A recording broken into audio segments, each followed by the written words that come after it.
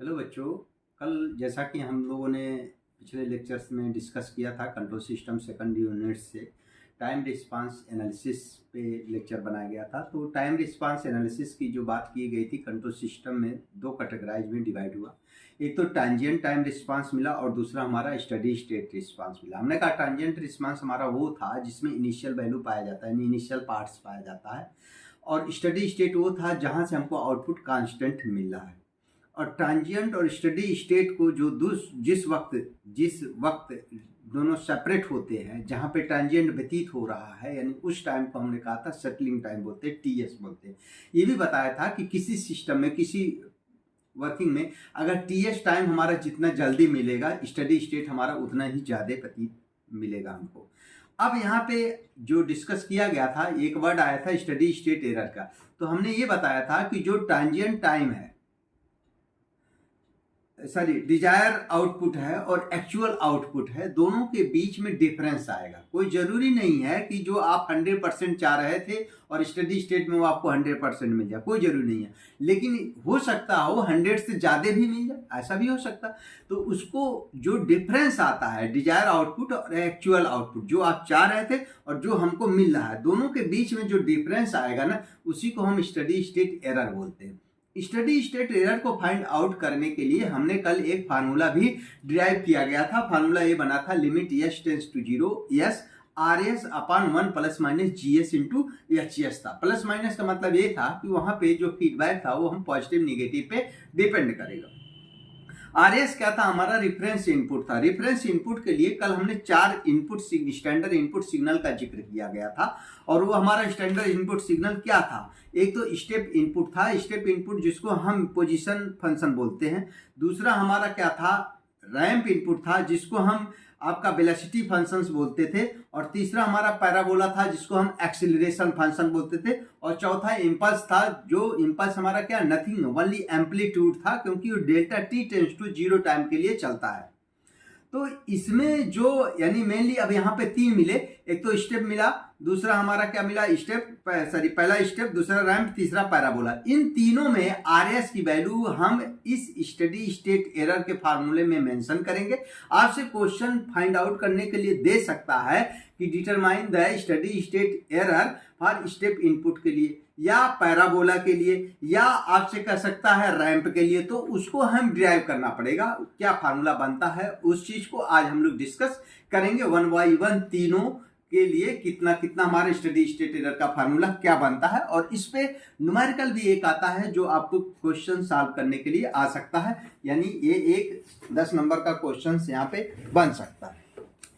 तो कल जैसा कि हम लोगों ने स्टडी स्टेट एरर का फार्मूला डिस्कस किया था, E S S equal to limit S tends to 0 S R S upon 1 plus minus G S into H S में। ठीक है, ये एक लेक्चर यहाँ पे समाप्त हुआ था। आगे हमने हेडिंग लगाया है effect of input type and magnitude, यानी टाइप एंड मैग्नीट्यूड, या ऑन स्टडी स्टेट एरर, यानी ई एस एस का जिक्र करेंगे। या आपसे ही कह सकता है स्टडी स्टेट यानी स्टैटिक एरर कोफिशिएंट मेथड क्या होते हैं।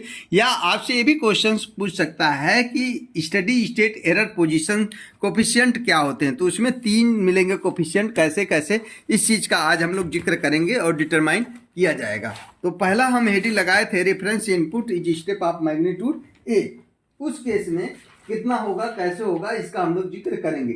अब इस यहाँ पे हमने जैसे reference is input of magnitude ए की बात करें, तो यहाँ पे हमने जो आर एस की बात हुई, यानी पहला वाला जो हम ले रहे हैं, यानी यहाँ पे स्टेप ऑफ मैग्नीट्यूड ए है, वहाँ पे आर एस इक्वल टू क्या लिया गया था, ए अपॉन एस लिया था, लाप्लास जिसका हुआ था। यानी पिछले लेक्चर में मैं आपको दिखाना चाहूँगा, पिछले डिस्कस में हम लोगों ने यहाँ पे जब स्टेप की बात कर रहे थे, ये चीज़ जब स्टेप इनपुट लिया गया था तो आर टी इक्वल टू आपने ए लिया था और इसका लाप्लास लिया गया तो R s equal to A upon s. अब यही आर एस की वैल्यू मैं ए अपॉन एस रखूंगा। जब रैंप लूंगा तो वहां पे आर एस की वैल्यू कितना लेंगे, ए अपॉन एस स्क्वायर। और जब पैराबोला लेंगे तो a upon s cube R s की वैल्यू लेंगे। तो स्टडी स्टेट एरर फार्मूला हमारा क्या बनेगा, ये चीज को हमको डिटरमाइन करना। तो इसीलिए हेडिंग लगाया reference input is step of magnitude A, यानी स्टेप वाला लिया है, तो इसलिए R s equal to A upon s बना था। और e S S equal to formula क्या लिखा था कल हम लोगों ने, limit S tends to 0 S R S upon 1 plus G S into H s. Okay, अब यहाँ पे आर एस की जो वैल्यू है वो कितना यूज करेंगे हम लोग, ए अपान एस यूज करेंगे। तो यहाँ पे हम मेंशन करेंगे limit S tends to 0, s आपने ए अपान एस ले लिया, ये आ गया यहाँ पे, और 1 plus G S into H s. Okay, ये आप देख पा रहे हैं एस एस हमारा क्या हो रहा, कैंसिल हो रहा है। इक्वल टू आपका बन गया limit S tends to 0 A upon 1 plus G S into H s. Okay, equal to आप लिख सकते हैं कितना, ए अपान 1 प्लस, अब देखिए ए अपान 1 प्लस, इसको हम लोग यहाँ पे तो लिमिट रखनी नहीं है क्योंकि यस टर्म कोई है नहीं, ऊपर हमारा 1 2 3 कोई न्यूमेरिक की वैल्यू हो सकती है, इसमें हमको यस टेंस टू वेट करना पड़ेगा, जी एस एच एस हमारा कोई फंक्शन हो सकता है, तो इसीलिए हमने यहाँ पे limit s tends to 0 G S into H s कह सकते हैं। ओके, यानी e S S equal to हमारा इतना बन गया। अब यहाँ पे हमको थोड़ा सा जो ये आपका सिस्टम बनाना है, यही हमारा क्या है, पोजीशन एरर कोफिशिएंट होता है। यानी यहाँ पे हमको थोड़ा सा सेंटेंस में लिखना पड़ेगा, आपको सेमेस्टर में फॉर लिखना पड़ेगा, for a system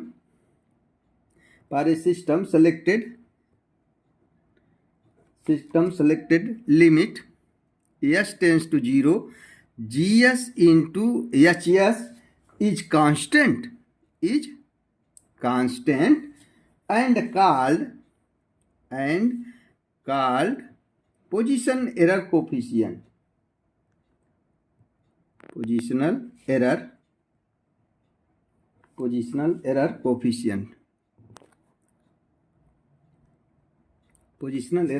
coefficient of a system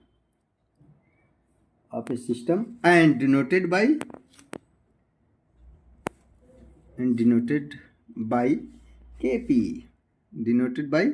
KP से, इसको पोजिशनल एरर कोफिशिएंट को केपी से डोनेट करते हैं, जो मेरा नाम भी है, आप लोग जानते भी हैं।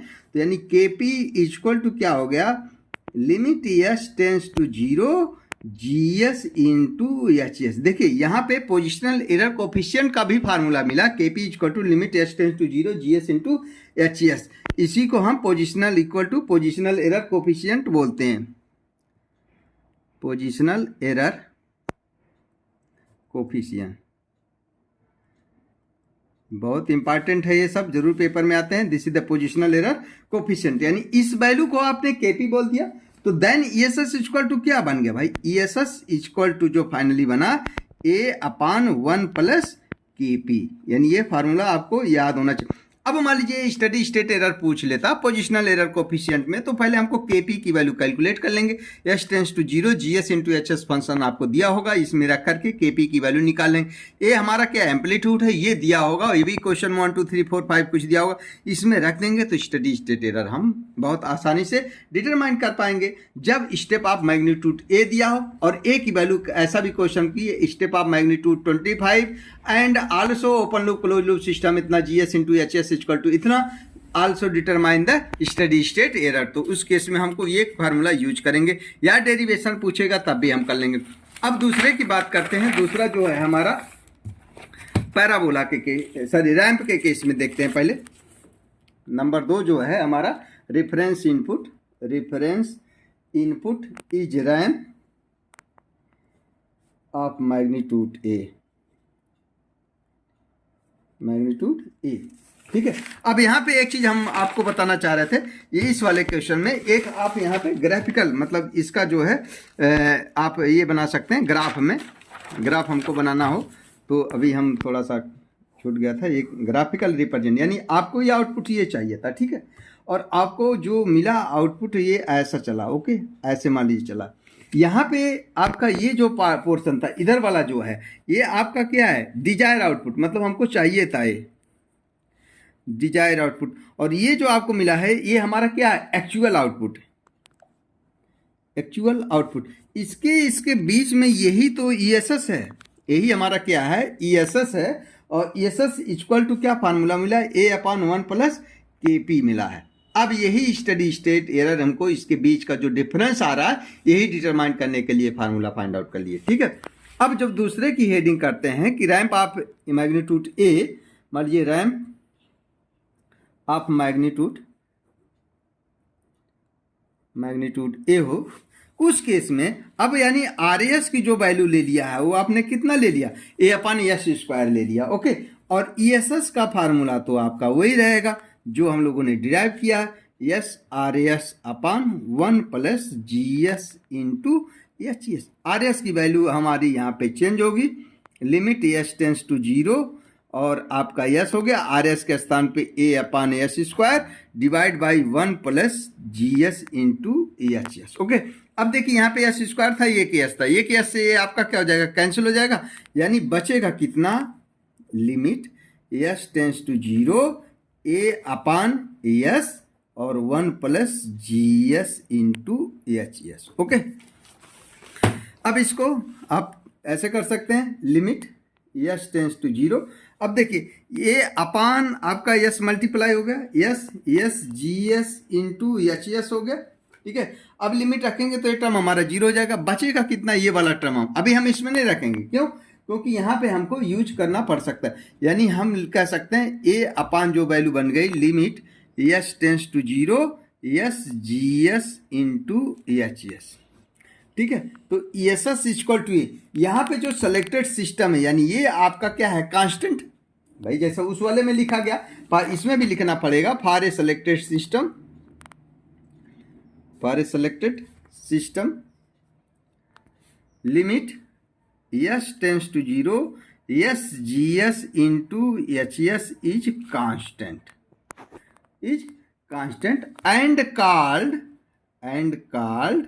क्या था, यहाँ पे आपने रैंप लिया था एंड कॉल्ड, और रैंप वाले को हमने बोला था क्या, वेलोसिटी एरर कोफिशिएंट होता, and called velocity error coefficient, velocity error coefficient. ठीक है, कोफिशिएंट, देन इसी को हम केबी से रिप्रेजेंटेशन करते हैं, and represented by KB, and represented by KB, और केबी इक्वल टू क्या मिल गया भाई, limit S tends to 0 s G S into H s.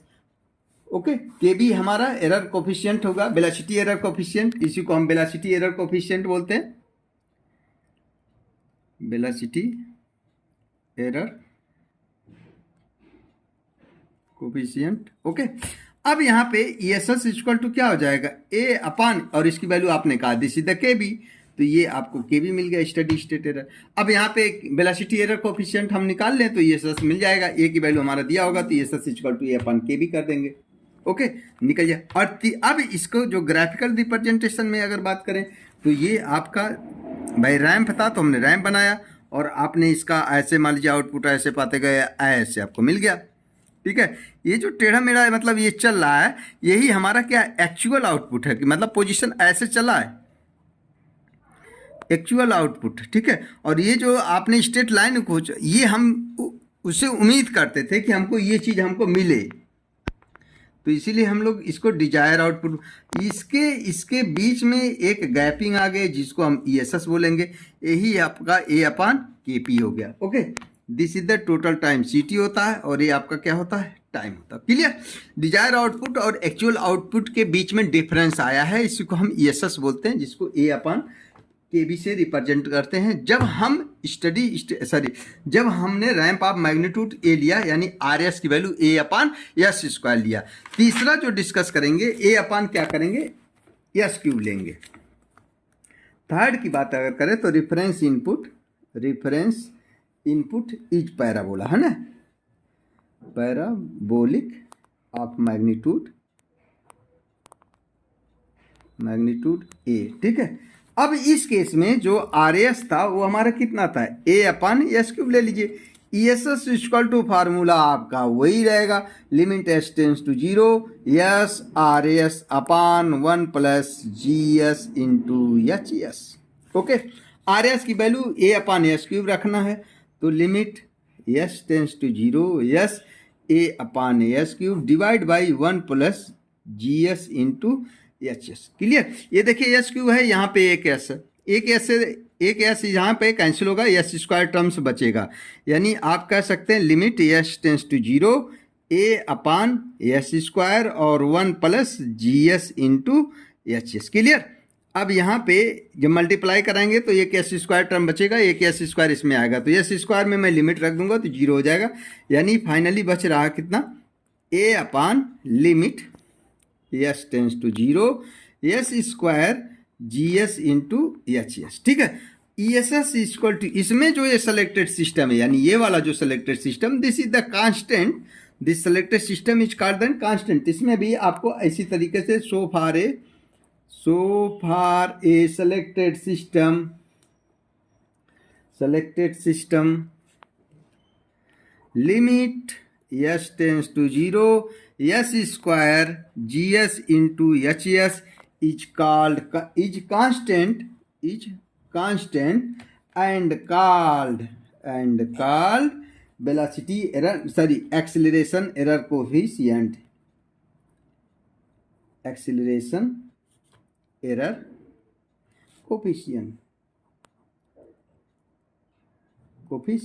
And denoted by, इसको हम के ए से डोनेट करते हैं।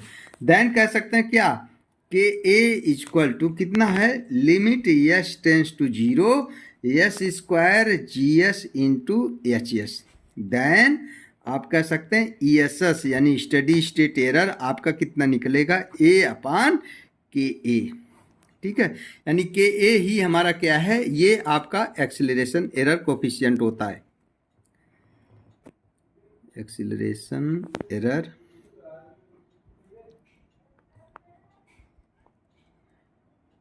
कोफिशिएंट। ओके, तो e S S equal to, यानी यहाँ पे हमने जो है इसका अगर हम ग्राफिकल रिप्रेजेंटेशन करें तो पैराबोला था, तो ये थोड़ा सा ऐसे हो गया है ना, हाफ लिया ऐसे पैराबोला, और यहाँ से आपने आउटपुट ऐसे बना दिया। ठीक है, इनके बीच में जो ये एरर आया ना, e S S equal to a upon क्या है हमारा, कि this is the actual output, sorry this is the actual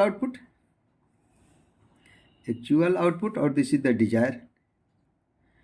Dzire output, this is the C T मतलब कंट्रोल टाइम, और दिस इज द टाइम, है ना। ओके, तो ये इस प्रकार से 3 एरर कोफिशिएंट मिले। एक तो हमारा क्या मिला, पोजीशन एरर कोफिशिएंट, जिसको हम केपी से रिप्रेजेंटेशन करते हैं, एक पोजिशनल एरर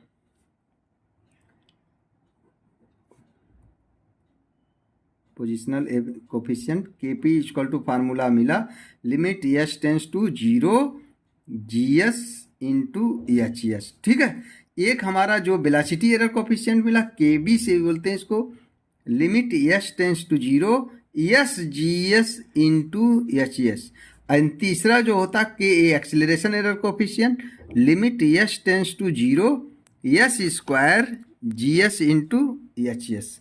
ये 3 हैं जो हमारे velocity, sorry static error coefficient इसको बोलते हैं। क्या बोलते हैं, स्टैटिक एरर कोफिशिएंट। कभी कभी क्वेश्चन ये भी आता है कि determine the static error coefficient, तो हम लोग सोचते हैं कि क्या है, तो यही कोफिशिएंट यानी के पी, के बी एंड के ए, ये तीनों फार्मूले आप रट के रखें कि पहले के पी में बिना एस का है, के बी में एस लगा है, के ए में एस स्क्वायर लगा, और जी एस एच एस आपका फंक्शन दिया होगा, उसमें लिमिट रख देंगे तो ये आपका एरर कोफिशिएंट मिल जाएगा। ओके, तो ये था हमारा स्टैटिक एरर कोफिशिएंट, जिससे हमको जो इनपुट दे करके हमको फाइंड आउट करना था स्टडी स्टेट एरर में। तो यहाँ पे आपने study state error find out कर लिया। इस पे न्यूमेरिकल हम लोग नेक्स्ट लेक्चर में करेंगे, लेकिन अभी थ्योरी में थोड़ा सा कुछ चीज़ें और डिस्कस करेंगे। फर्स्ट ऑर्डर पे क्या है, सेकंड ऑर्डर में क्या है, उस पर इस पर बहुत सारे हम लोग न्यूमेरिकल भी डिटरमाइन करेंगे। कल देखते हैं नेक्स्ट लेक्चर में। अगर ये लेक्चर हमारा अच्छा लगता है तो आप लोग शेयर एंड लाइक सब्सक्राइब जरूर करें। धन्यवाद।